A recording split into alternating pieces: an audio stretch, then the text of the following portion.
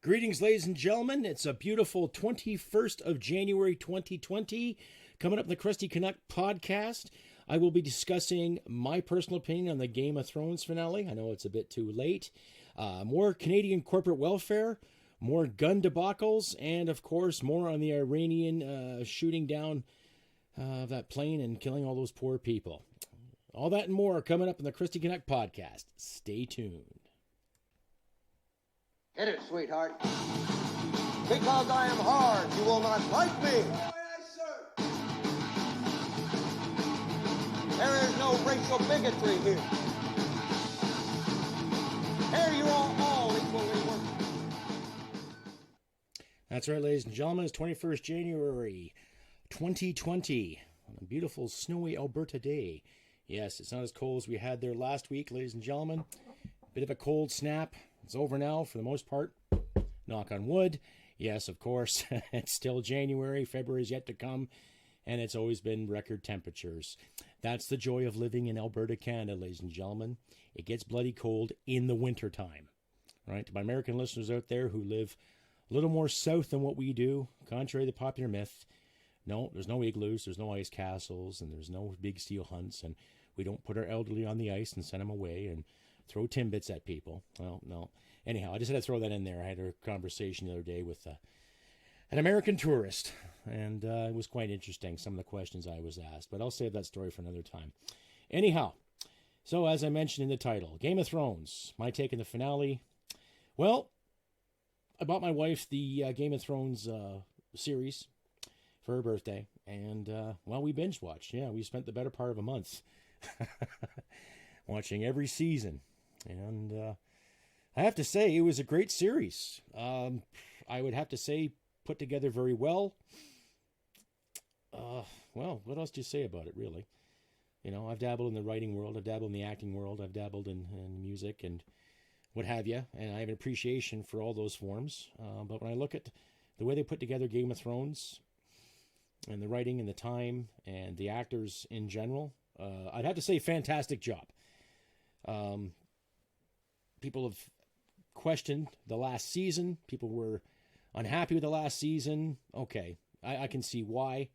But in the same sense, I can also say, you know, all good things do come to an end. And I have to say hats off to the writers and the producers, especially a lot of the crew, construction, costumers, everything. That made that show what it is. Like I would say it was breathtaking. It's been a long time since it's in a TV show that has really, really captivated my attention beyond, you know, the typical violence and the chivalry and the knighthoods and the nostalgia for the medieval way of life. But no, it really blew me away, honestly. All actors did a fantastic job. And my wife and I were thoroughly entertained. We both kind of agreed with the last season. It could have been done better. You know, they could have had more archways, more sedgeways kind of thing, you know. But I'm not one of those persons that's going to sign a petition and say, redo the whole, you know, last season. Like, nah, whatever. You know, like, I'm a Star Trek fan. And there were a few episodes of Star Trek that I didn't like, but I'm not, you know, going to petition the creators and owners of said product and say, do it better, what have you. You know, it's come and gone. It just leaves you open to using your own imagination, research what you want, do what you want, and maybe create your own story. You know, because the people out there that get inspired by the works of George R. R. Martin and Tolkien and other great fantasy writers, hey, create your own. They did it, and look what they achieved. So, that being said, that's my take on the Game of Thrones. I just had to throw that in there because I've read a lot of online articles and people dissecting this episode and this character's strength and this character's weakness. And, you know, all the actors in that show did a fantastic job. The guy who played Sam Turrell or Sam Tarley, whatever, one of the Rangers, became a part of the Night Watch, the heavier set guy. Fantastic work in his part. Lena Headey, great. Sophie Turner, great. Kit Harington, fantastic work. Emilia Clarke, fantastic. The guy who played the Hound, what the hell's his name? Rory. He was the goon stand-up guy in that movie Hot Fuzz. Kept going, Yarp. That guy. Yeah, he was fantastic too. Fucking chicken. So he was he was quite amusing. They all had their elements, and they really made the story what it was. I admit some of it dragged on with the battle scenes, what have you, but it was really well filmed. The effects were fantastic, and the delivery, and how every one of those characters lived their moment, and they shone. How else do you say it? How else do you say it, ladies and gentlemen? Really. So well done, Game of Thrones. Well done, Mr. Martin, on writing such a great series, creating such a great world, and letting imaginations flow. I'm sad to see it end, but needless to say, overall I was happy with it. Tell me what you think. It's not really my thing to discuss a TV show as much on this podcast, but I just had to get out there and say something to it because, it wasn't bad. It wasn't the best thing since sliced bread, but it was thoroughly entertaining. I really enjoyed it, and I'll leave it at that. Tell me what you think. CrustyBCanuck67@gmail.com. You can find me on Instagram at CANUCK or on the Facebook at Crusty Canuck.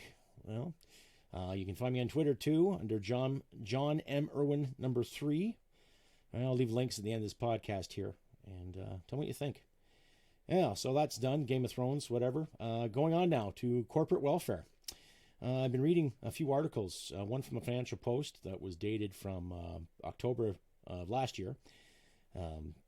Basically, it's just discussing the whole issue with corporate welfare.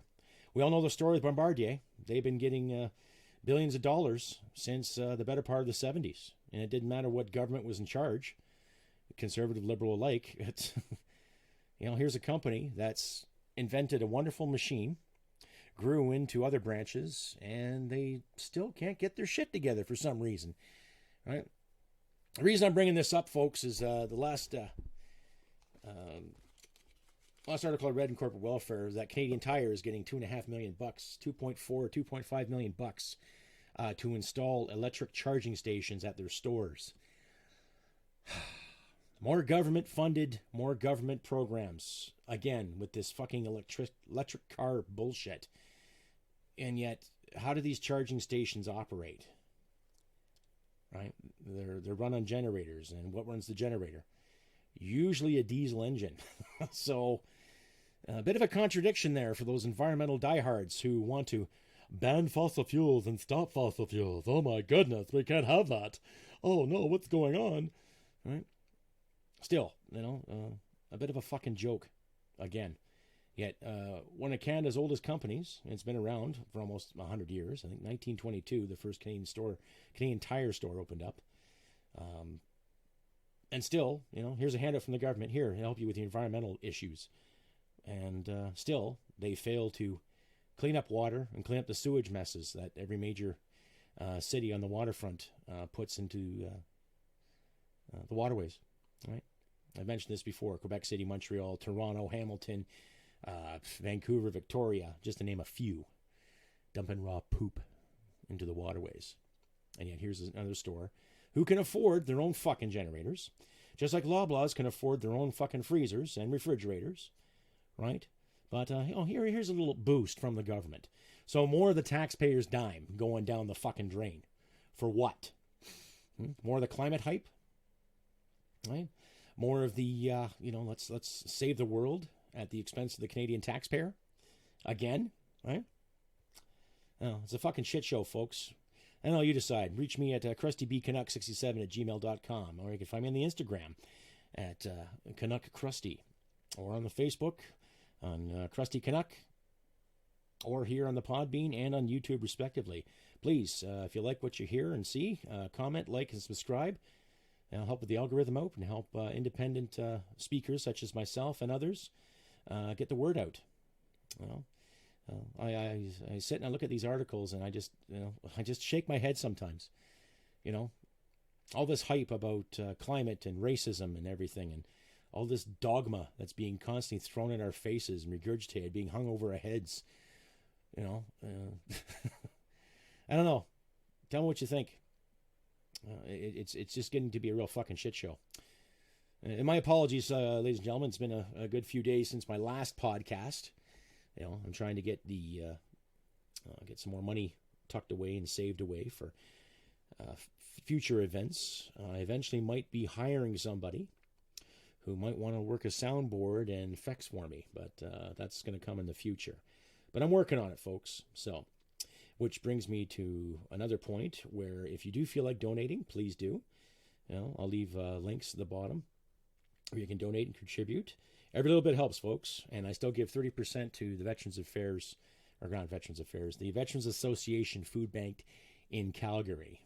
They help a lot of vets out with providing food, employment, and opportunities. They help some disabled vets with building ramps and sedgeways and clearing snow. They're a great pillar of the community down in Calgary, Alberta, and they do a wonderful thing. It's veteran run and operated, and they do help the community out too. It's not just for veterans they do it, but they based their work solely on helping vets out in times of need. And they've really stood to the plate and stood up and helped a lot of troops out. And I give 30% of what I make to them when I can.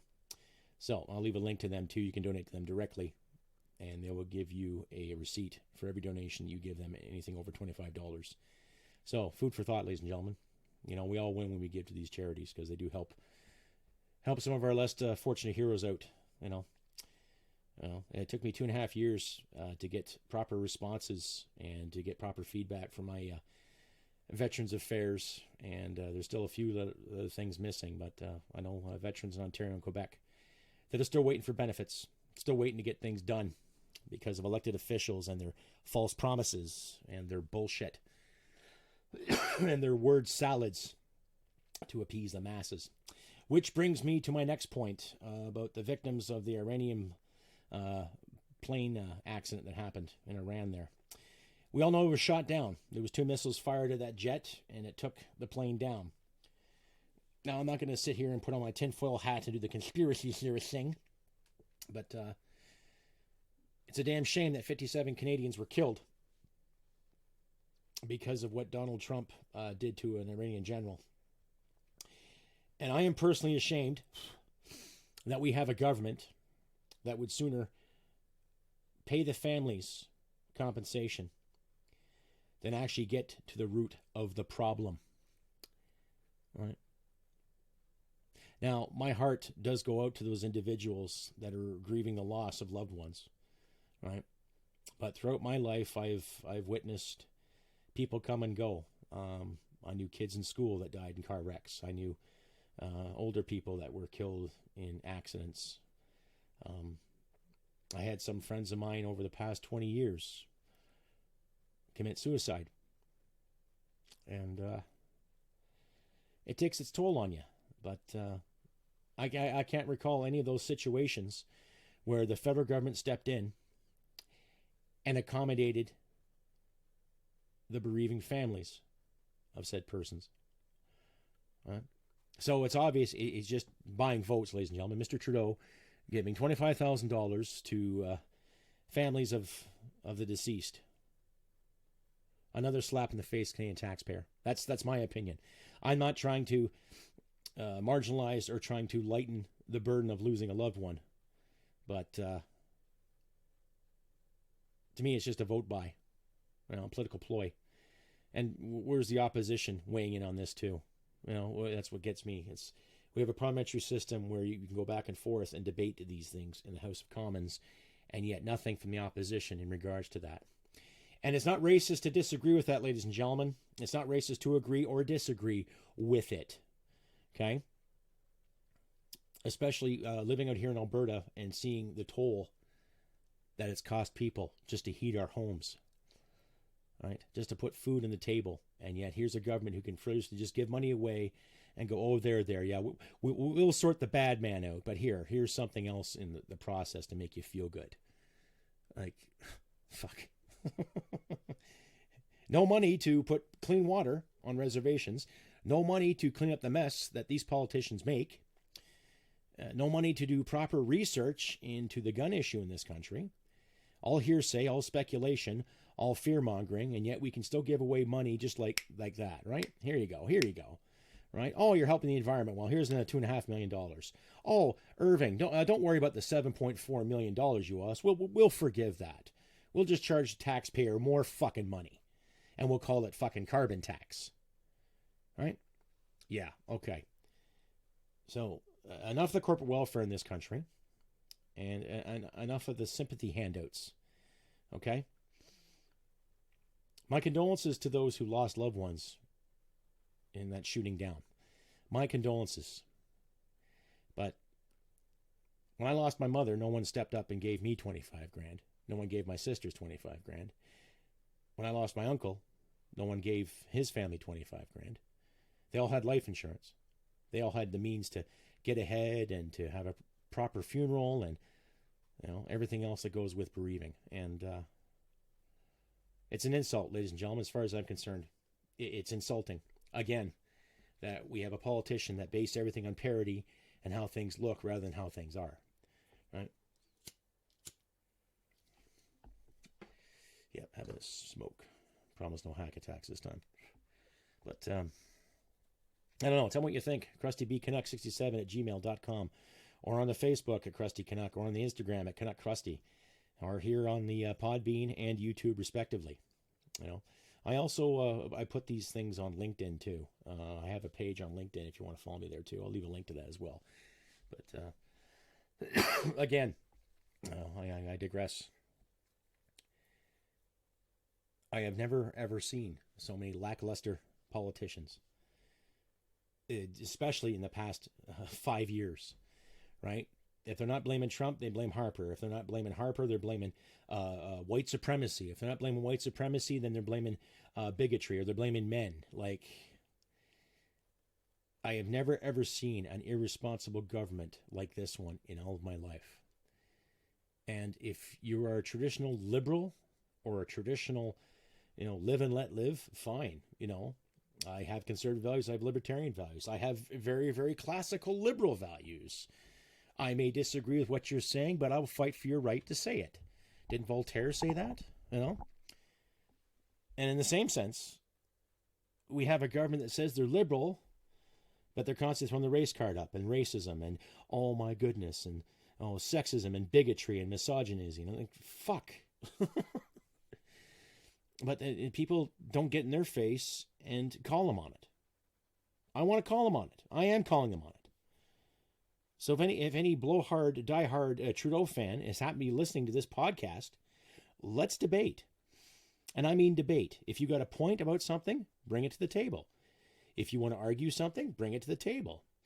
But if you come onto my profile and just start rambling on, calling everyone misogynist and racist, then you're obviously displaying the problem we have. Right? I've had a couple of people question what I would say on my page on Facebook there. Oh, you know, Krusty, you seem like you want to debate, but then you shut everybody out. And it's like, well, I'll shut people out when they come onto my profile and start harassing and start name calling, right?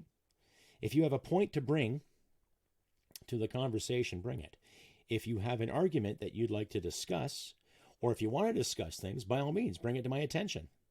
But if you're just going to sit there and do the old cyber finger pointing and call me a fascist and call me misogynist based on a title of one of my shows or based on a picture, then you're not as educated as you act. Right? I've dealt with people that said, oh, I have a history degree, or I have an English degree. Well, that's great. Too bad those degrees didn't give you something called humility. Right? And when it comes to misogyny and sexism, I'm the furthest thing from it. Right? I've worked with and I've worked for some great women in the military. So put that in your pipe and smoke it. Anyway, digressing again, as I carry on with the whole corporate welfare issue and the Iran thing. I don't know, folks. You know, I want to see a non-confidence vote happen in the House of Commons. I'd like to see more average Canadians of all shapes and sizes, all colors and creeds and identities and what have you, get up and say, no, sir, we're not doing this. I want to see a non-compliance when it comes to firearms, just like our brothers and sisters down in Virginia just did, right? Just like the good people in Virginia. I visited Virginia. I think I was there about a week, about 4 years ago. 4 or 5 years ago now, I think. I'm having a brain fart here. Anyway, we're down there for an exercise for a weekend. And beautiful state. Beautiful. And really friendly people. All shapes and sizes.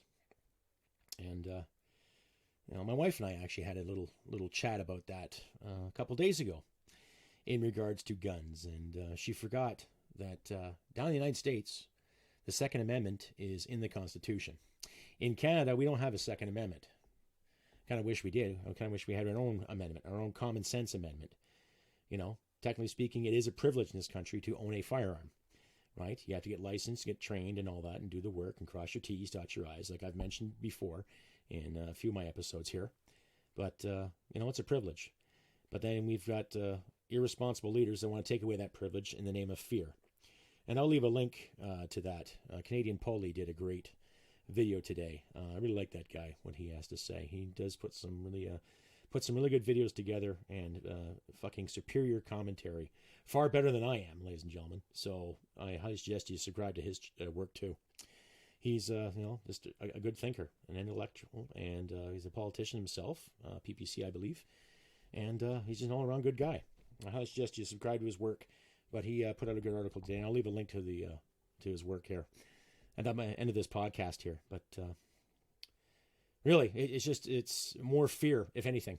Just fear, fear, fear. Oh my God, guns are bad. We got to take them out of your hands, right? And while they're sitting there shaking their fingers at us talking about fear, they've always had armed security guards around them 24/7, right? Armed security guards that have to be licensed and trained just the same as what you and I have to be. And documented and registered and all that good stuff too. So I don't see the big deal in registering a gun. I know we all register our vehicles. We register a license. You know, in the same sense, we all have to do that. Never a big deal.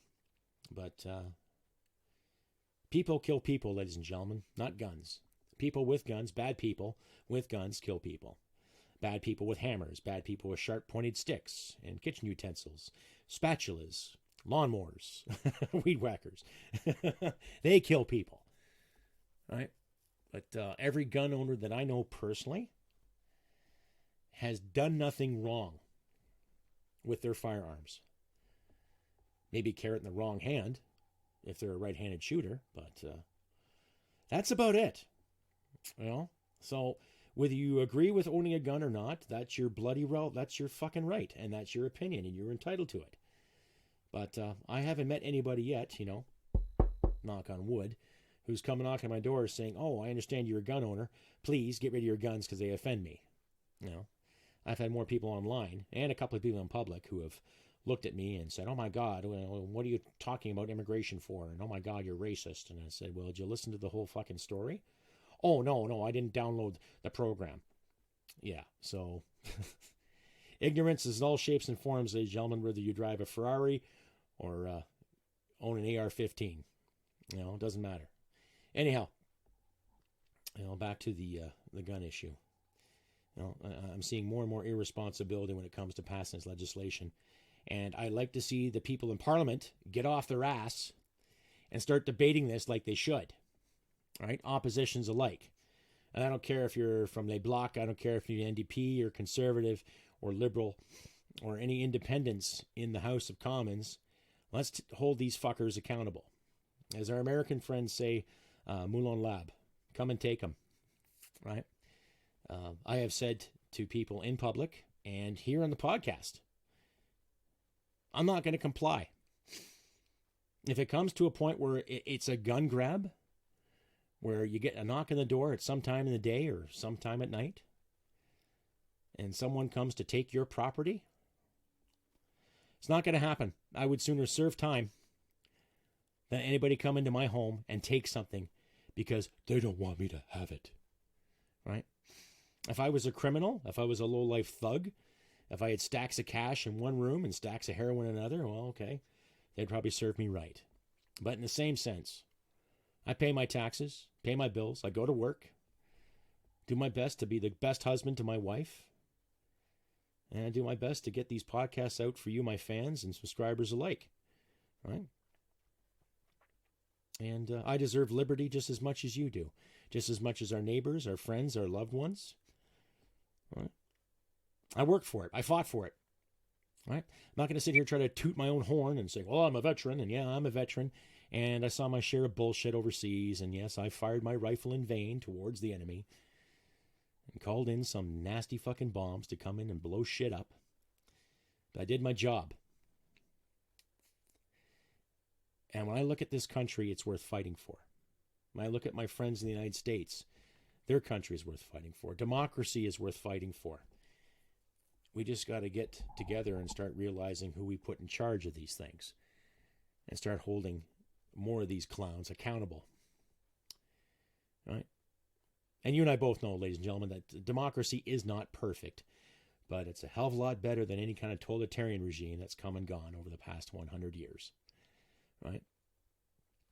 Which brings me to another point about the whole Harry and Meghan debacle. You know, they want to leave the royal family, come to Canada, live their lives, so be it. Do I really fucking care? No. Honestly, regardless of how much history I was taught and how much I personally admire about some aspects of the monarchy, I really don't give a fuck, to be honest with you. What I care about, though, too, is, let's say, if they do come to Canada, are they going to have a 24/7 security detail? Are they going to insert themselves in a populace, somewhere rural, somewhere, who knows? Who's going to foot the bill? Is Justin going to be generous again with our cash? Well, here we go. We'll do this for you. We'll do that for you. Yeah. We all remember what he said to that veteran there in Edmonton, asking for too much we can give right now. And how much has he been given away since then? Proof's in the pudding, ladies and gentlemen. It is. Right? Do I give a fuck if Harry comes here and gets a job and mingles in and mixes in with the rest of our society? That'd be nice to see. That would be. You know, does he deserve to be a governor general? No. I don't think we really need anyone to answer to Her Majesty anymore. I don't think we really need any more of the monarchy influencing our day-to-day lives, other than for the sake of tradition, you know. But considering what the last Governor General has said, and I'll leave some links to her comments too, the space-time continuum. You've probably heard that in one of my last episodes, space-time continuum, in her throne speech for the new year. Yes, fucking moron. But I don't know. Live and let live, all that good stuff, but I really don't give a shit. You know, Meghan Markle, yeah, good-looking lady, decent actress, I would say, but I don't really care. You know, they want to come live in Canada, by all means. Yeah, you're welcome to come here, but, you know, do your part, pay your taxes. I'd be happy, you know, but, you know, Prince Harry has made himself look like a man of the people, what he's done with the Invictus Games, what he's done for veterans in Britain, Australia, Canada, the United States alike. Fucking well done on you, sir. But in the same sense, I'm not going to bow my head if I ever meet you. You're just a man. You're not a god. You were born into wealth, born into a privilege, born into a privilege. Kind of like Trudeau, born into a privilege. You didn't get off your ass and hurt yourself, Buckeye. You were just born into it. Right? Anyhow, that's just my take on it. And I don't know what else to say, really, in regards to guns in this country. You know, I did my spiel on the Game of Thrones. You know, had to say it. I just had to. And you've heard me spiel ramble on about guns already. So to my listeners out there who are gun enthusiasts, keep them. Do your thing. Make your ammo. Collect your firearms. Teach, train. Safety is paramount. We all know the routine, right? Those individuals that disagree with guns but don't care, just keep on trucking. Keep on rocking, whatever you got to do. Those individuals who want to sit in the safety of their own home and realize guys like me shouldn't have firearms, or this person should have firearms, maybe you should wake the fuck up, right? The first quote-unquote settlers had firearms to hunt their food. And there were settlers that did get along with the First Nations, right? Not all of our families who landed here from Europe were belligerent bigots and racists.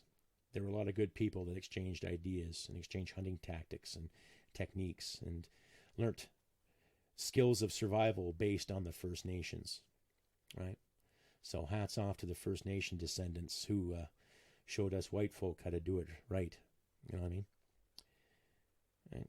And Danze, to all my Cree listeners out there, I've actually been trying to understand greetings in Inuit and Cree and Blackfoot and other dialects. So maybe the next episode I might have some greetings to all my First Nation listeners out there. But needless to say, we're all Canucks here, ladies and gentlemen. And to my European listeners and my American listeners out there, hats off to you. And finally, to my new subscribers, as you can see on my YouTube page, I'm up to about 700 plus. Thank you all. Wow. I'm getting a lot of good subscribers, and I'm getting some really good feedback. So everybody who has commented, said nice things, thank you. Keep subscribing, clicking like, and commenting, please. Help with the algorithm. As I mentioned earlier, please help us independent folks out there getting the word out and just speaking our minds. And that's what it comes down to, ladies and gentlemen, speaking your mind. And like I say, I love my country. I love where I come from. I love living here, and I'm going to fight for it to my last breath. And I expect you to fight for it too. I expect you all to fight for what you love and believe in. It doesn't matter what God you believe in, doesn't matter what holiday you believe in, what cigarettes you smoke or don't smoke, what you drink, what you don't drink, how you train, how you don't train. Love your life. Love the freedom we have in this country while we still do. And if that freedom gets compromised, then it's up to us to fight for it. Stand against it. And this whole cultural norm now of disenfranchising people because they disagree with opinion or they disagree with thought. Who fuck cares? Stand your ground. Think the way you want to think. Do what you want to do. Be you. Be yourself. All right? It's okay to be you. It's okay to be what your heart desires. But as any individual knows, you got to take responsibility for every step you take along the way. So, my apologies once again for not being around the past 11 days since my last podcast. Like I said, I've been working. I got a few extra hours at my job, so I do what shifts I can to keep things afloat. And, it's just common sense, folks. I'm a blue-collar guy. I'm not making a fortune doing this yet, But if you feel like donating, please do. I'll leave links at the bottom. My Patreon page for Podbean, and Subscribestar, and my PayPal. So by all means, if you feel like donating, please do. It's encouraged. Help me along the way, and hopefully someday I'll have a better podcast and maybe some more videos with some more comedy and actual skits. Anyhow, ladies and gentlemen, I've been CRUSTY CANUCK on this beautiful 21st of January, 2020. And please consider commenting, liking, and subscribing, and share this around. And remember, look after your loved ones. Take care of yourself. And remember this. Humanity and merit wins the day. Take care, and I'll see you next time. Bye for now. Hit it, sweetheart. Because I am hard, you will not like me. There is no racial bigotry here.